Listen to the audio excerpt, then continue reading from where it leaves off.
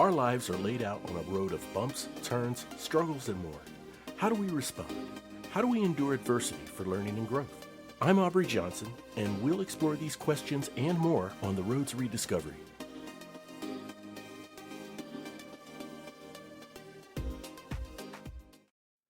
Hello, everyone, and welcome to the Road to Rediscovery.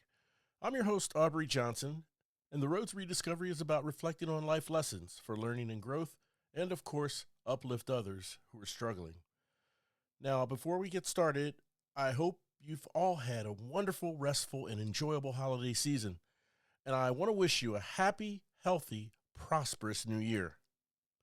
We've already reflected on 2024, and as we step into 2025, many of us think about resolutions, right? Fresh starts, goals to set for the days, weeks, and months ahead. Instead of focusing on specific resolutions and outcomes for this year, I would like to propose going a bit broader, maybe say with a mantra. A mantra that not only can be applied to any circumstance you encounter, but can potentially become the blueprint to an entirely transformed and new lifestyle. For me, my mantra for 2025 is be present, be intentional. I've always been of a mindset that a mantra should be concise, but also one that, quote, says it all, right? And be present, be intentional does that for me. We'll be diving into what this means for me and how I hope it can guide me in my day today.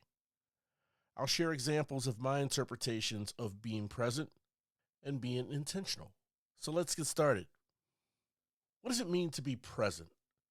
Well, for me, to be present means to fully engage in the current moment, not dwelling on the past, not worrying about the future, but giving your full attention to what's happening right now, this moment. It sounds simple, but in today's fast-paced world, it's really harder than ever. Think about how often you're physically in one place, but mentally somewhere else. Too many times in the past, I've found myself physically attending a meeting, for instance, but thinking about the upcoming weekend. You've heard that phrase before, right? Working for the weekend. I've been in that position so many countless times. And sadly, I must admit, there have been past times when I was with a family member or friend, but my mind was elsewhere. I truly meant well, but that's not fair to them in the least bit. They're giving me their undivided attention in person and deserve the same courtesy from me in return. These are very important people in my life, but my inattentiveness suggested otherwise. My commitment to the heart and essence of being present in the examples I've shared involves removing any and all distractions from my head, gathering all the love, compassion, and joy I feel for that person that I'm meeting, and centering my attention with eye contact that is locked in. Being present also means to fully engage in current moments of discomfort, whatever that may look or feel like, observing and acknowledging the discomfort and pain as you're going through it in the present moment. You see, nothing lasts forever, not even pain. Sitting in that discomfort brings you to a point of realization that one, you're capable of tolerating more than you give yourself credit for, and two, not everything goes your way. So we may need to better prepare ourselves for any impending disappointments. And of course, we must always remember we can't change the past and we can't control the future.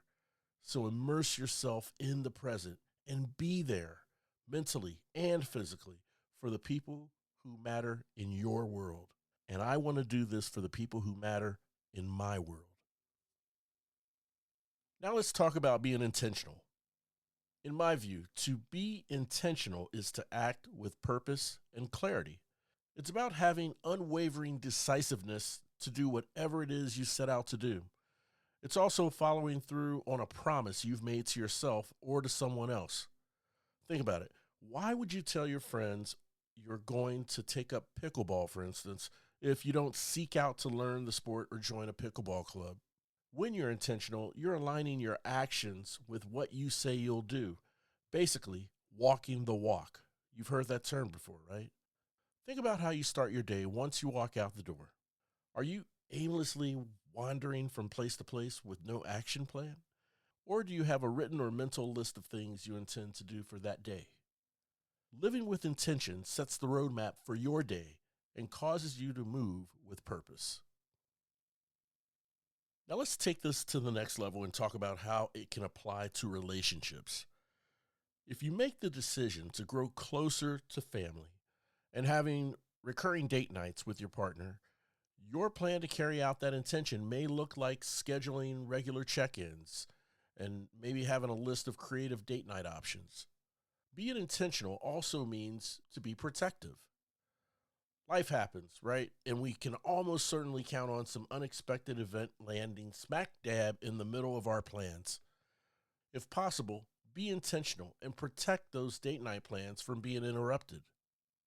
For me, being intentional in 2025 means having a plan to improve my overall health, sticking to a workout schedule, improving my relationships, and spending my time and energy only on the things that will best serve me and those I love.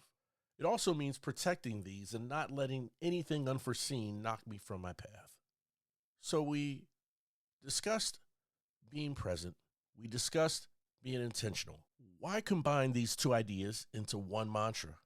Well, simply put, being present and being intentional, they are complementary, meaning when you're present, you're better able to understand what truly matters in that moment. And when you're intentional, you're more likely to take meaningful action based on that understanding. So going back to my lack of attentiveness with my family and friends, now I intend to be actively immersed and connected with them. They will have my undivided attention, and carrying out that intent will cause me to be in the present moment.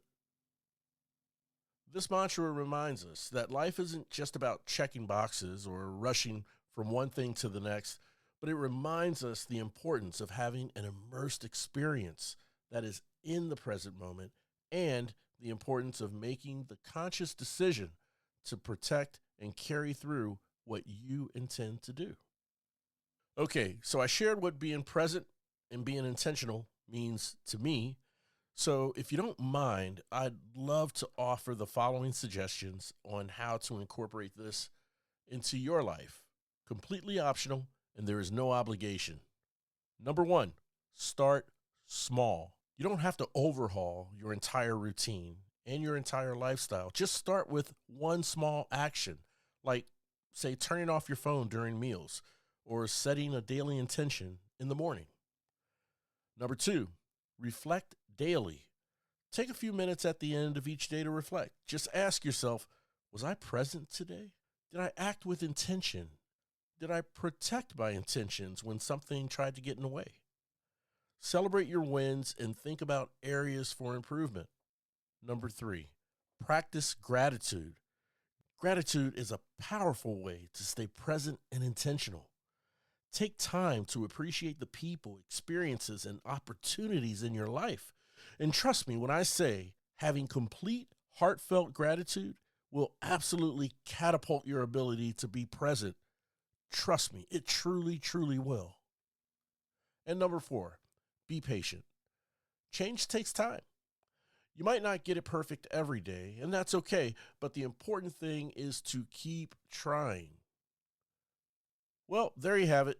As we step into this new year, I personally invite you to set resolutions to the side and embrace mantras, particularly this one. Be present, be intentional. Let it guide your actions, your relationships, and your journey. And here's my challenge for you. Choose one moment today to practice being fully present and one action to approach with intention. Maybe it's a conversation with a loved one or a work task or simply enjoying a quiet moment for yourself. But try that challenge. And as always, I'd love to hear how this resonates with you. Send me a DM if you follow me on Instagram, Facebook, Twitter, or TikTok. Or you can drop me an email at roadtorediscoverypodcast@gmail.com. Again, that's roadtorediscoverypodcast@gmail.com.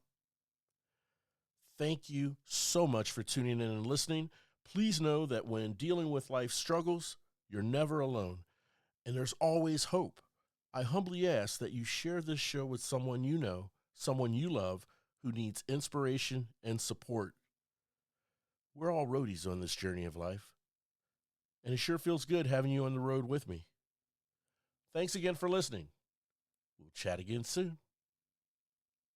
We really hope you enjoyed this episode of the Roads Rediscovery. We'd love to hear from you. Shoot us an email at roadsrediscoverypodcast@gmail.com and leave us any questions or comments you may have. The Roads Rediscovery is an AJ Shark production.